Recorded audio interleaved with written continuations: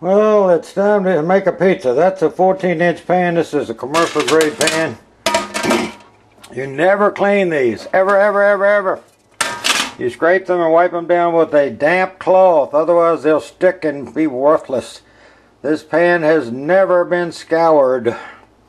And we've been using it for probably 39 years. I think my son was 4 when we got this because I was working at a pizza place. And you're going to need some olive oil. You'll need a bread machine. You're going to need some all-purpose flour and some sugar and a little salt and a little yeast. Now that size pan will take about 3 1/4 cups of flour. But I like extra dough because I make a little deal with raisins and fruitcake mix and cinnamon and sugar, and I roll it up and let it rise and cook out of it, and I eat on that for a breakfast type treat during the week. And you need 1 package of rapid rise yeast because it's a bread machine, but I don't think it make a whole lot of difference. And I can't show you, but it's 1/8 of a teaspoon of salt because I've only got one hand. And one of the little secrets is this is a tablespoon maker. You want about that much. About 1/2 tablespoon in the flour and about 1/4 tablespoon in the spaghetti sauce. To this you're going to put 4 tablespoons of virgin olive oil, and that will keep it from sticking to the pan, folks. Not on the pan, but in the dough. So now we've added a little sugar to this flour to make it a little sweeter. We've made a little sugar into the sauce, which will cut down on that acid taste. We put the lid back up and shake this up and down a ton. If you want to have a pizza, you got to start just 2 hours and 10 minutes before you want with a bread machine. It takes 10 minutes to put this together. It takes an hour and 30 minutes in that machine. And it takes 30 minutes to make a pizza on that pan and cook it for 20 minutes at 400. And see, that's our next bottle to go in the freezer for the one we used. I just emptied a Pepsi. So anyway, I'm going to put the rest of this in that. And then it's going to be about 9 ounces of warm water, about 108 degrees or so. And I'll get back with you after I put all that in here.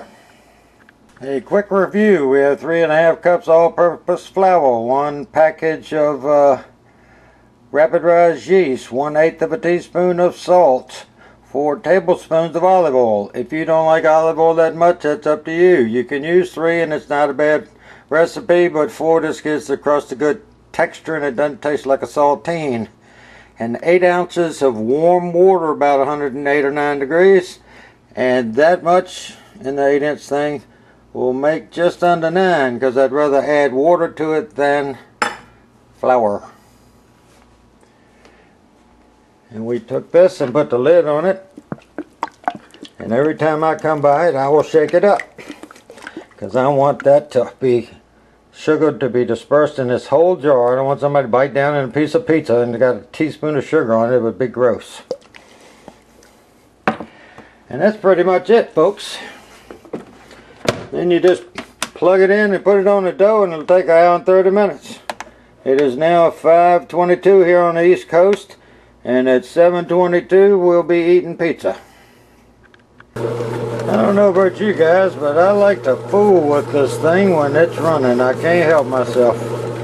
And I know it'll probably do its job on its own, but sometimes the stuff does swing up on the sides a little high. There's nothing greater than having a perfect dough. It makes your job a lot easier. And that, to me, just on appearance, looks like it might be on the wet side. So I think I'll add, don't ever, if it's dry, don't ever put any more than like 1/2 tablespoon at a time. If it's super dry, maybe a tablespoon, because dough can go from really dry to really bad, too wet, with more than a tablespoon of water. And I'm going to give it a second, but I think I'm going to have to put a little bit more flour in it. Well, now the dough has got its act together. I put about 1/2 tablespoon of flour on it, and It's now one ball, which is what I wanted to do. We got an hour and 24 minutes.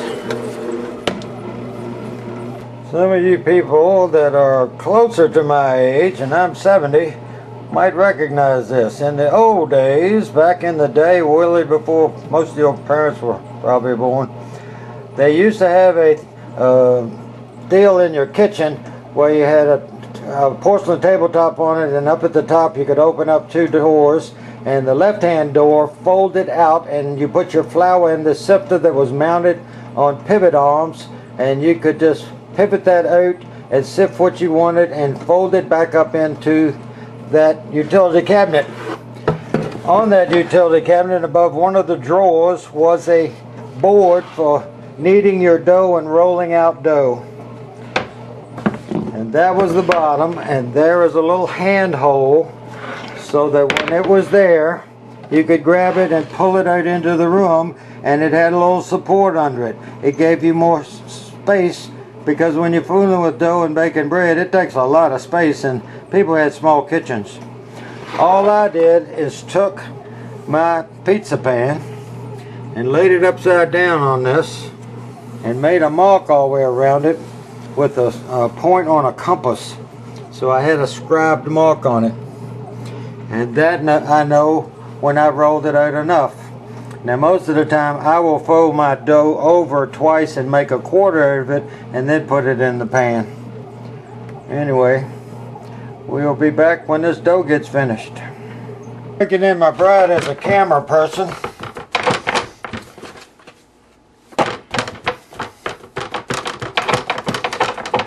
This is an old-fashioned way of doing pizzas. When I did it years ago, they had a machine that would do all this. I was a little late coming down here, and the one thing is I wanted the dough to rest a little bit. And if my bride keeps doing that, I haven't planned this out.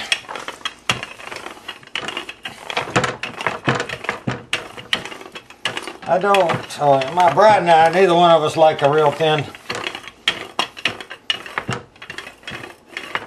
pizza crust. It doesn't have to be perfect. The way I generally do it in force. Put that back out.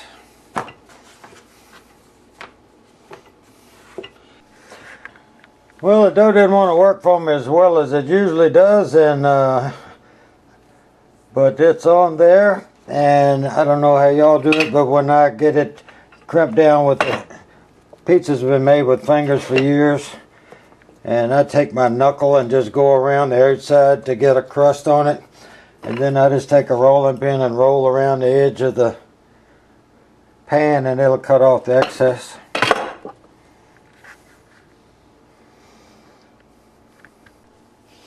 Alright, I've got my bride doing the camera work because I don't know where my extra tripod is.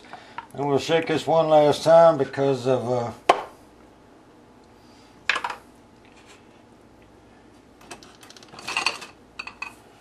I want the sugar all mixed up really good.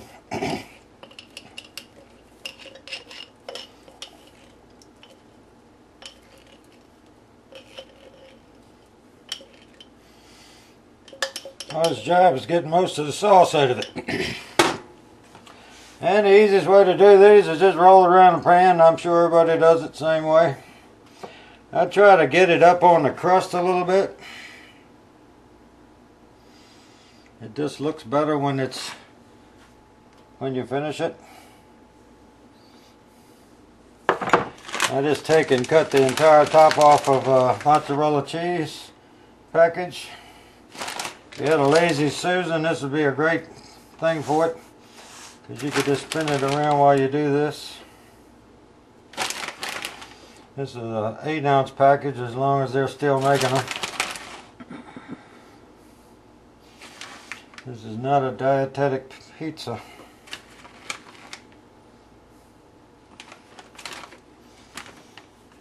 Now I'm going to cut this thing off because I haven't gotten the mushrooms out.